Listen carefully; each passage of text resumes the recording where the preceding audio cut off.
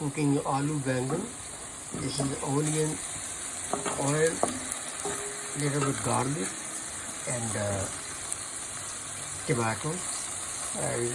Two medium tomatoes, and a little bit garlic. I already added in there, so it's all in there. So now this is a red potato. I mean, this is two medium potato. I cut it 4 pieces with skin. So these are bengan, which is eggplant and potato. Red potato, eggplant, which is also called bengan, or in Punjabi called vatau. So aloo.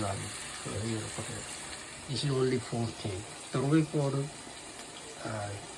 chili powder, and carom seed, also called ajwain. Turmeric powder is haldi. Red chili powder is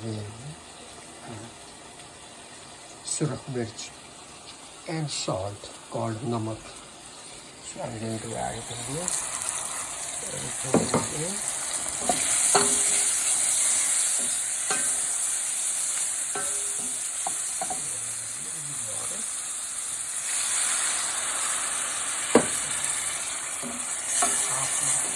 Around 5 to 7 minutes, I'm going to add this one, then I will make sure should be fine after that.